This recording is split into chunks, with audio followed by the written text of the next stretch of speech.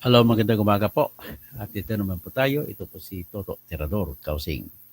Ito po yung inyong engineer. Ito po yung inyong Doctor of Jurisprudence. At syempre pa. At ako'y maglalansag sa ngayon. Titingnan natin yung bagong development sa politics sa ating bansa. At importante po kung malaman nyo ito dahil po ito ay magbibigay ng tulong sa inyo kung paano po kayo magdidesisyon ngayong halalan sa 2025, May 12. Okay? So, anyway, ako po ngayon lamang po ako nag-live. So, ang ibig kong sabihin yan ay maaaring wala akong audience ngayon pero sa mga team replay ay binabati po ko po kayo para naman matulungan nyo ako at least meron na, no? So, disconnect po na natin.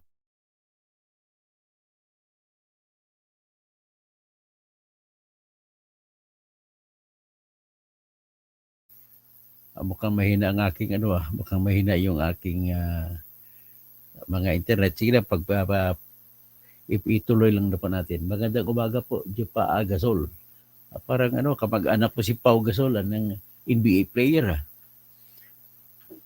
So anyway, ang atin pong ilalatag sa inyo ay nabulgar po ang balak, ang final attack plan ng mga BBM team para sa eleksyon at nakatutok po sa grupo ni Duterte. Ibig sabihin, hindi nila tinitingnan na hindi nila tinitingnan na threat o may posibilidad na mananalo yung ibang mga senatorial candidate. Ibig sabihin, natatakot po sila sa DDS candidates. Yan po ang katotohanan na lumalabas sa ngayon. So with that, you can just say, titingnan natin kasi ang katotohanan po ay umaangat na po ngayon sa survey nila na sinasabi nila pinaniwalaan ng survey. Although yung aking pinaniwalaan survey po ay yung survey na Kalye survey. Sa Kalye survey naman po ay mga Team Duterte ang lumalamang. Ang Team survey Kalye survey po ay direktang tanong, direktang sagot na napapanood ng tao. So with that, masasabi mo talaga mas mas kapani-paniwala ito kaysa sa tinatawag nilang survey ng SWS, na survey ng Pulse Asia, survey ng Okta Research, survey ng Tanggiri, survey ng Publicos Asia, kasi iyon ay naghuhula lamang tayo kung totoo yun o hindi. Pero ang ating nakikita ng mga Kalye surveys, marami na po nilabas sa YouTube, panoorin niyo po. At lahat po, ang survey na nakikita ko karamihan dito sa Metro Manila, sa Laguna, sa Rizal Province, Cavite, at saka sa Quezon. Lahat po yan. Kumbaga, ang ratio, sa bawat 100 matanong, 15 lang po ang Team Marcos.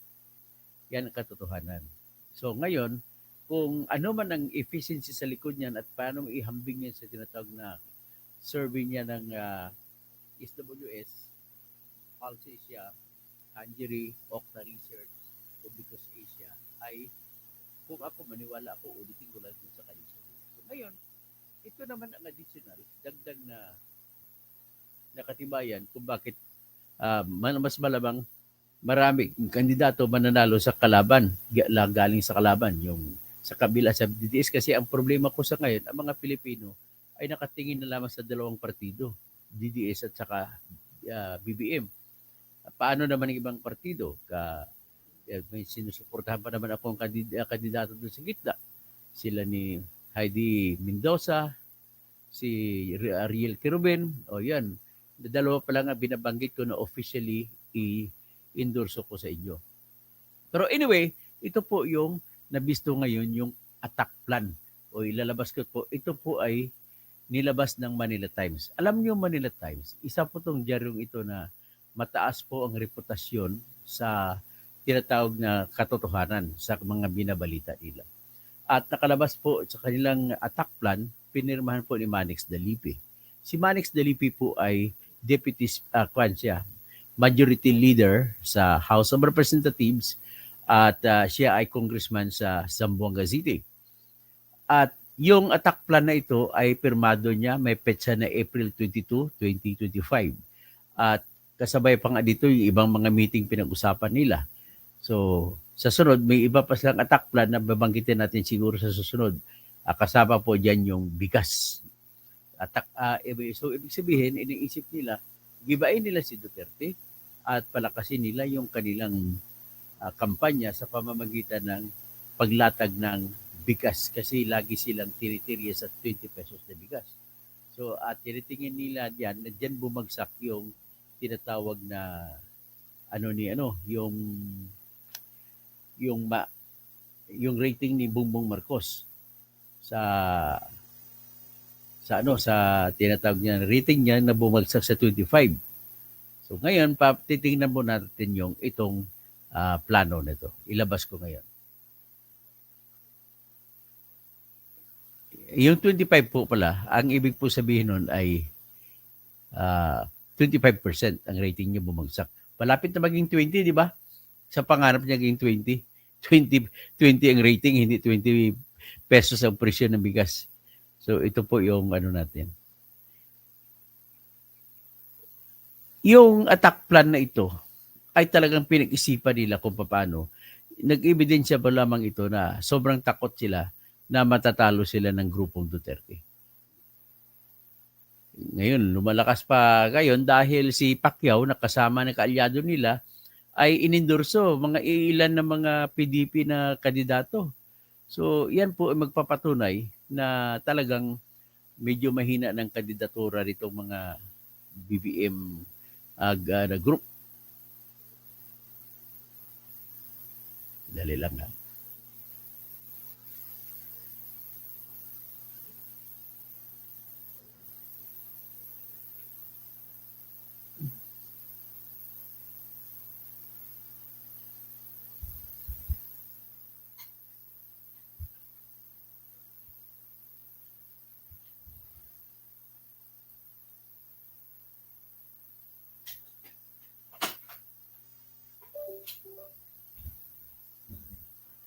Pasensya ka na, nag-change ko, internet source.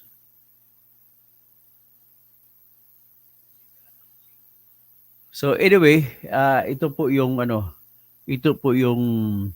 plano. Ipakita ko.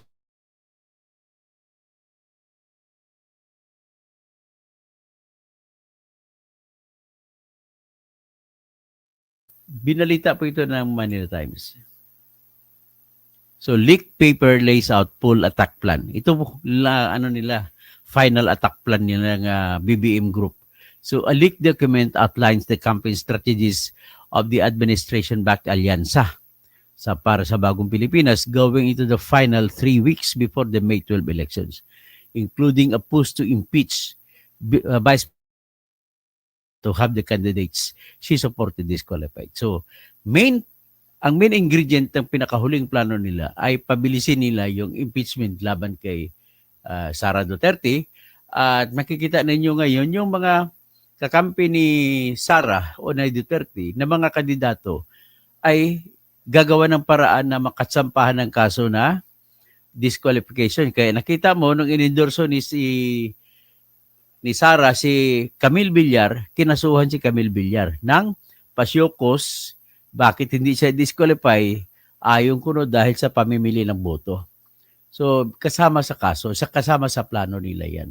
So, meron pang iba, titingnan natin ngayon, basahin natin ang todo.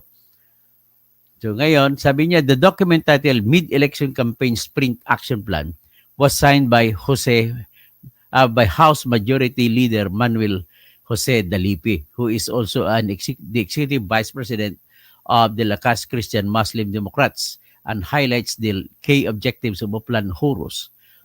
While the source of the leak said the document was authentic, Alyansa Campaign Manager Toby Chanco dismissed it as fake. So sinabi nila, ang nagbigay ng dokumentong ito sa Manila Times ay nagsasabi, nanunumpa na totoo itong dokumento. Pero sinasabi ni Toby Chanco na campaign manager ay hindi po daw totoo ito. Kaya ito raw ay fake news. So, sabi naman ni Manix Dalipi, tinanong siya, hindi daw niya alam ito. So, fake yun kasi hindi niya alam. So, sinabi naman, inang sinabi niya sa Manila Times. So, ibig sabihin, lumalabas po sa Manila Times na source, lumalabas na parang sinungaling ang Manila Times. The document said, the President Marcos Jr. continues to be attacked and smeared by the evil forces. So, isasabi lang dahil pilit inatake si Bongbong, si BBM, na mga evil ang tawagin nila. Ang mga evil na umatake ay tinutukoy ng mga kampanya, mga kakampi ni DDS o kakampi ni Duterte na nakakulong ngayon sa diheg. So, awaiting trial for crimes of for the crimes against humanity in connection with the bloody war on drugs. So, ito, tingnan natin kasi una, sinasabi nila na hindi daw totoo ito. Gusto ko makita ninyo. So, ito po yung final action plan. Palaki natin. So, yan tingnan ba? Ano mapalaki ito? Ayan, nakikita nyo ba? So, yan. Medyo malaki na. So, sinasabi rito, mid-election final campaign sprint action plan. So, lakas MCD meeting, Tuesday, 22 April 2025. So, meeting schedule nila, arrival of participants, opening remark, message of commitment, closed door meeting, reaction plan. So, ibig sabihin, sekretong meeting nila to. So, sa Oplan Horo, sinasabi na ang leader ng alyansa para sa Bagong Pilipinas, saka si PBBM, ay patuloy pa rin na inaatake ng Duterte evil forces. So, tawag na sa Duterte forces ay evil forces. Tapos, the kindest na, very kind ako na si BBM, at saka nagtotolerate, kaya dapat daw hindi daw ito yon ay sasamantalahin ng mga grupong DDS.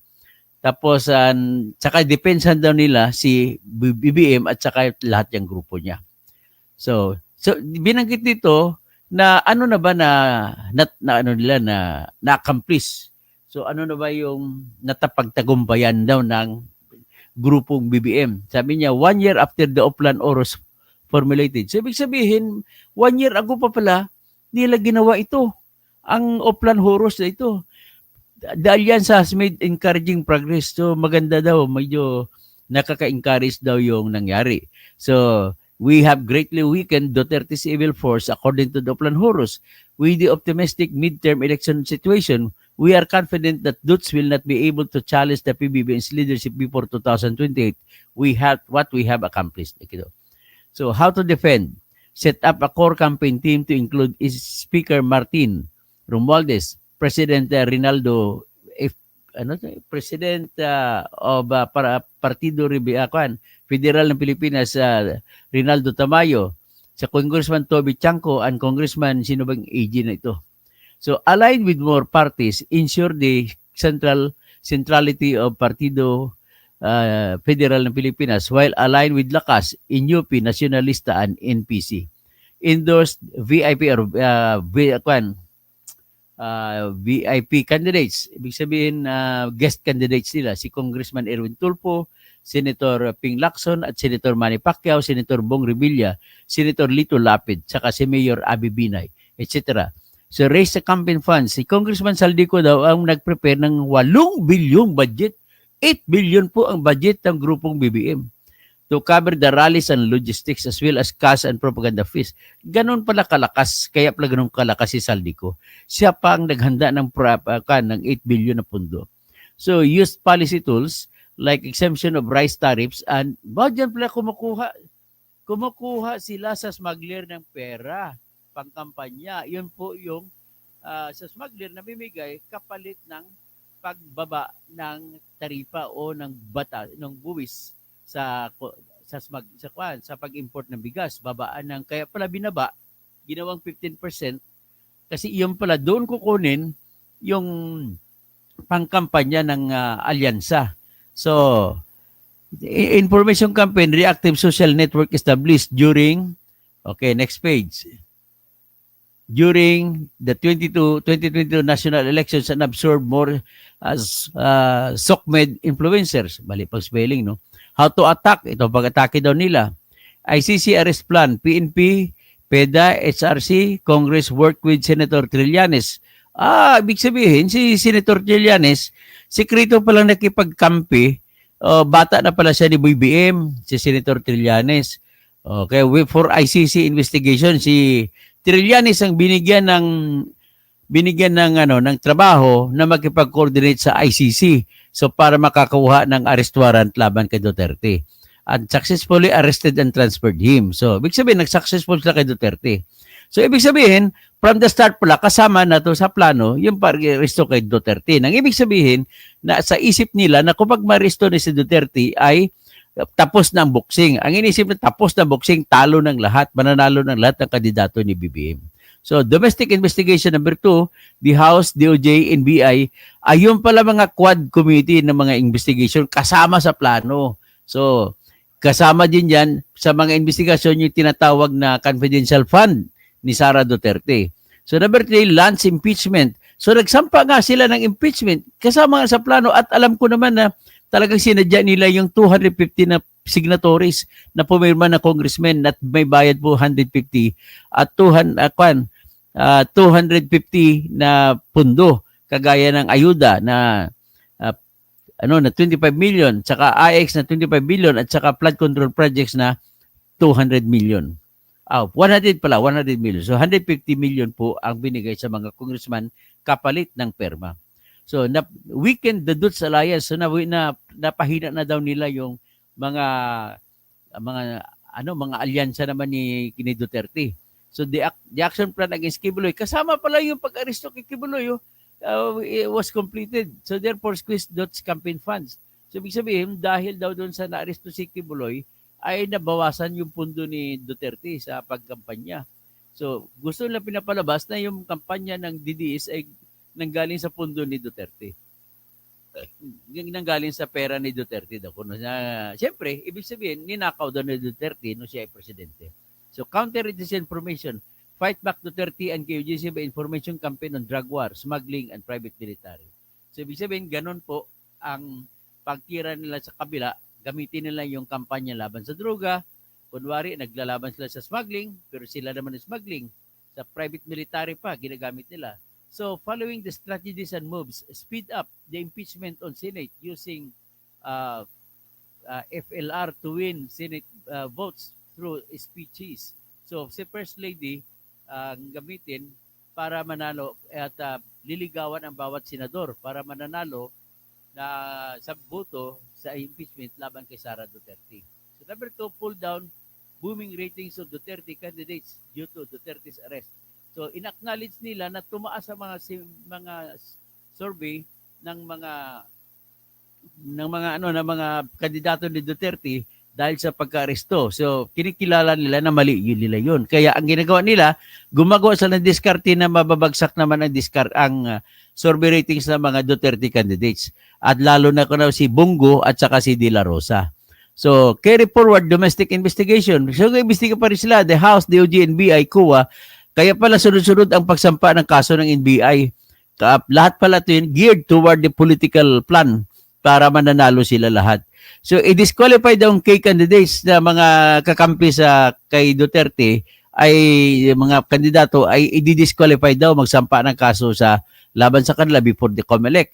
So, file drug and murder cases against Duterte, Pulong, Bongo, and De La Rosa in local courts. So, maliban pa pala sa ICC na kaso, magsasampa alin pa sila ng kaso laban kay Digong, laban kay Pulong, laban kay Bongo, at laban kay De La Rosa sa local courts. At disqualify sila para i-disqualify din sila ng COMELEC. Tapos, bigyan nila ng pundo si Carlo Nograles sa kampanya niya. So, i-counter din disinformation down, shutdown sa Duterte. So, sinasabi na maraming fake accounts sa mga Duterte groups. Yan sinasabi nila. So, i-freeze daw ang Duterte assets. Yan ang pangalawang target nila. So, ito po ay pirma ni Manuel Jose M. Dalipi, Executive Vice President. So, ngayon, mga katoto, ay may claim po sila na hindi po totoo yung pirma. Tingnan yung pirma ni Dalipi. Ngayon, ipakita ko sa inyo ang pirma ni Dalipi sa impeachment para i-compare natin kung kanyang pirma ba talaga ito. Kasi kiniklaim nila na fake ito ng hindi daw totoo itong manilik na attack plan. So, ito po ang iangat ko po rito ang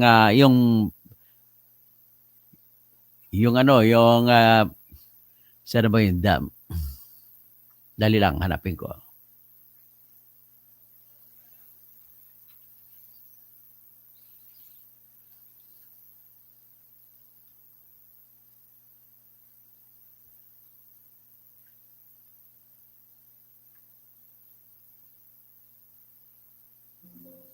Dali lang.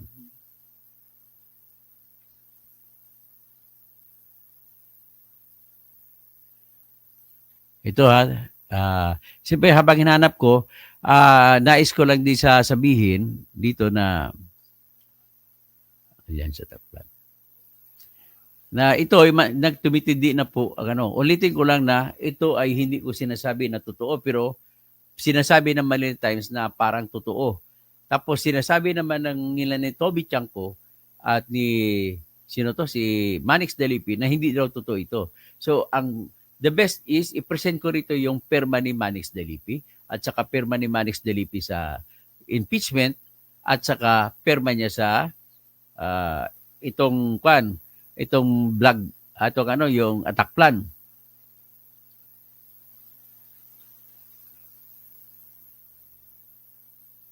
Anong kuha na ba yun? So, Black Matters Alyansa Attack.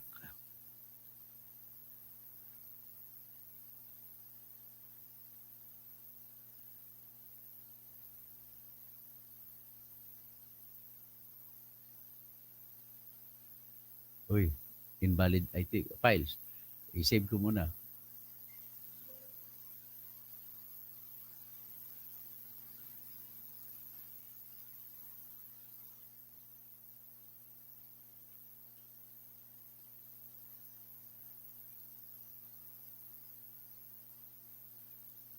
Okay, ito na siya. Dito yung ma-compare kung talagang pirma ni Manix Dalipi. Ito na po. So tingnan nyo ang pirma dito sa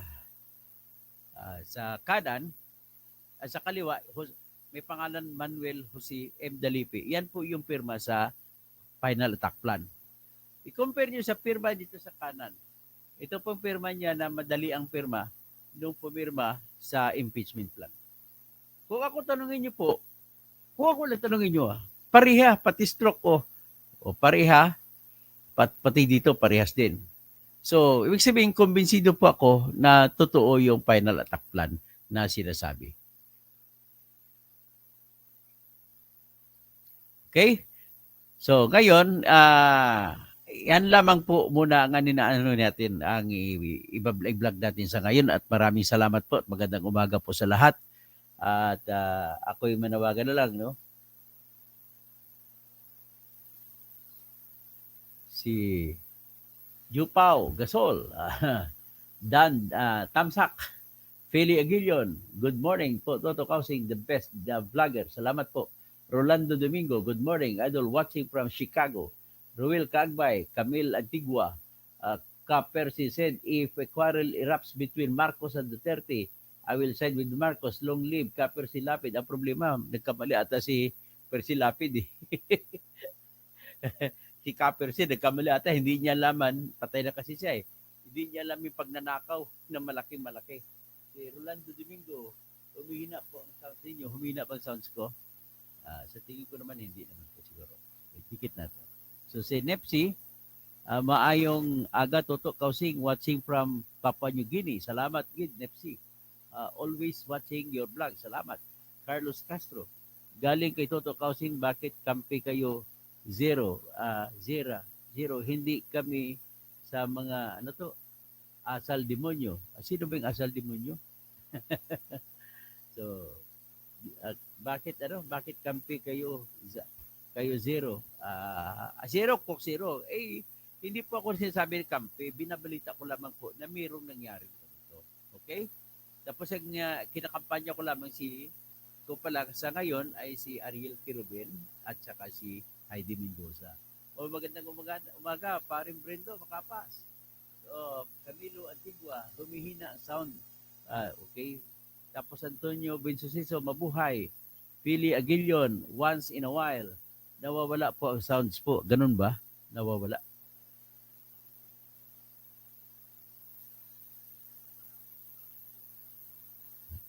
Hindi naman. Nung monitor ko, parang hindi naman.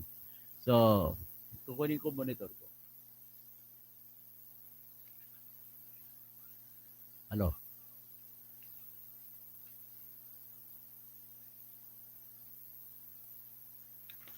Hello? Hello? Ayan. Ito pala, si Pili Aguilon, si Gimark Scrum. Hello, bro. Attorney Toto from good morning. Good morning, Brad. Ruel Cagbay, Camilo Antigua, Trillanes is the knight in shining armor, securing Philippines from evil Duterte. Kasama daw si Trillanes dito ayon sa balita sa dokumento kasama sa plano. So, ibig sabihin, kumakampi pala si Trillanes kay Bongbong Marcos. So, Hadrake Christian A. Mahinay sounds. Muhinay? Muhinay ba? Pero ba't malakas naman sa akin dito sa monitor ko? Okay, so Presperis, mayap-abak sa mga kabalin ko dyan sa Pampanga. Alam ko pumunta dyan yung mga BBM. Huwag nyo na pong tulungan yung mga BBM. Mga kasama nila, panay kurap po. Alam nyo naman kung gaano kakurap yan sa mga grupong Lasatin, grupong Pineda, grupong si Ana York Bundok. Sino pang ibang ko na? Si Gloria Macapagal Arroyo, yung anak ni Bong Pineda na mayor sa Lubao, Pampanga. O sino pa? Ang dami na si Jing Capel. O mga mga bulok na mga politiko yan, palitan nyo na dyan sa Pampanga. Yung tumatakbo po kasi dyan, mga gobernador ay si Baby Pineda, anak niya na vice governor ang tumatakbo, ang tinatakbo ay si si Dennis Delta Pineda. Okay, so sa mga kapsat ko, naimbaga bigat.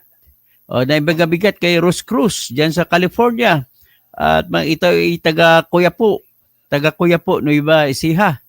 So, pasalamat sa Diyos. Papasalamat pala po si Rose Cruz sa inyo, sa lahat sa atin, kasi naalala mo yung nagpasabi siya na humingi siya ng dasal para magpa-opera ng kanyang cancer. My God, successful pong operation. At ngayon nasa recovery na siya doon sa California. So, ang kagandahan ng sa California, ang operasyon daw doon ay libre. Ang lahat ng doktor, libre siya doon. So, sa Pilipinas naman, kung sa Pilipinas siya nagpa-opera, ay patay na siya. So, ganun po si Ginoong Rose Cruz na taga Cabiao, ay salamat po sa Diyos at siya po ay gumaling na. Pero naalala ko, talking of Cabiao, may isang general dyan si Buko Hidalgo, General Hidalgo, na maraming milyon-milyon ang kinita mula kay Alice Go. Tumatatakbo daw sa mayor ngayon dyan sa Coyapo. Ay, mga taga Coyapo, huwag nyo iboto yan, si General. Kasi maraming, ang report na napunta sa akin, maraming perang binigay si Alice Go sa kanya kasi nung siya ay regional director po ng Central Luzon. Okay? So, di kayo sobrang dami din ng pulis para hulihin si Kibuloy. So, Presperes, may paabak. Tapos may Shokos order kay Villar. Oo, kasama daw si Shokos kay Villar, kasama raw yun sa plano.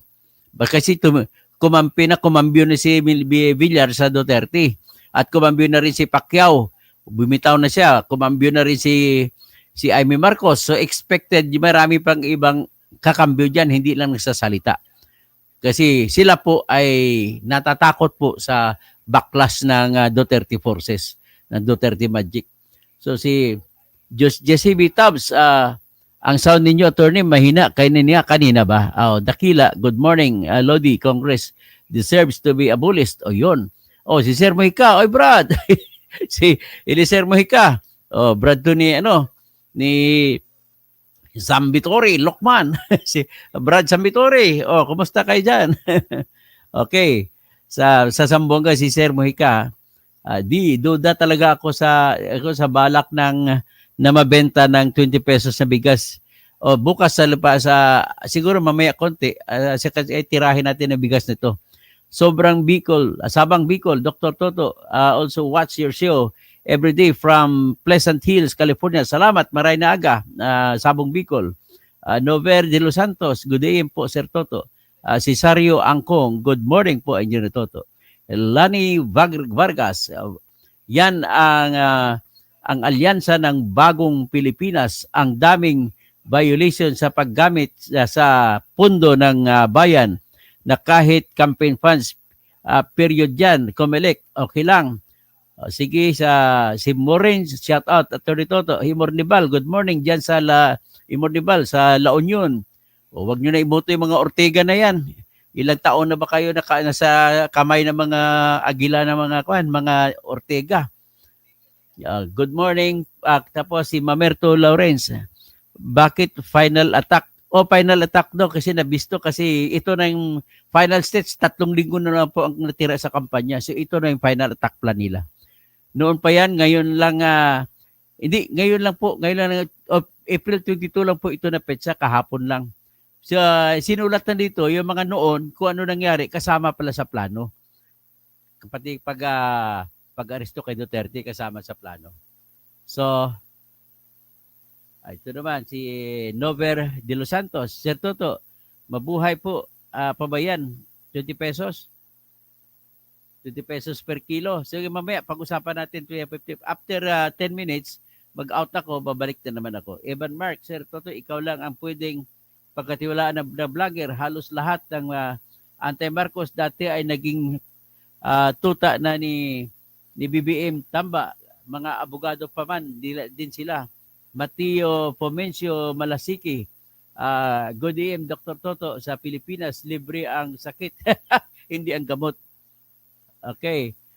Tapos Noelle Morin, Elena Carillo, Morin, no skipping ads. Salamat po. Huwag po kayo mag-skip sa ads ko. Tapos ginagawa nila ng issue si Villar ngayon. Pero si Luistro tahimik sila. Oo nga, nabat ba si Luistro di kinakasuhan? Kasuhan kayo natin. April Joy, good morning.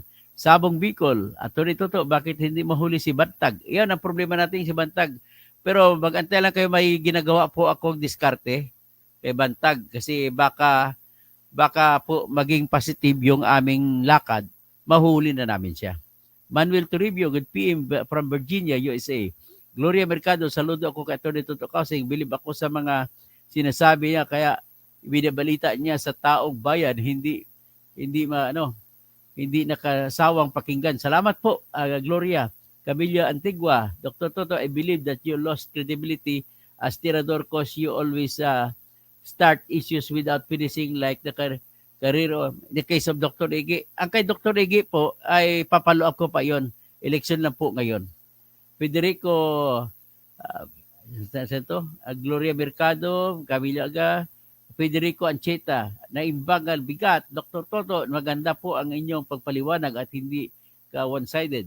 So, Igne Vargas, Atty. Toto, can you discuss yung sa Comelec 80 plus candidates na disqualified sa position bilang mayor, congress at gobernador at yun tinira mga alyansa o kasama sa plano po yan. Ramon Barcelo, BBM, ninununo ng mga kawatan. Lani Bergades, now yan, TRO ng ISI ni isang mga candidate, yan Comelec, hindi sinama. So, paano kaya makapunta sa US, ng US si Garma kung walang visa? Siyempre may ano yan, may bendisyon niya ni BBM, yung paglakad sa US ni Garma. Tapos, Attorney Phil Buot, may, mamig bantag ta. O sige, daghang salamat, no? Maraming salamat sa inyong lahat. Agyamanak.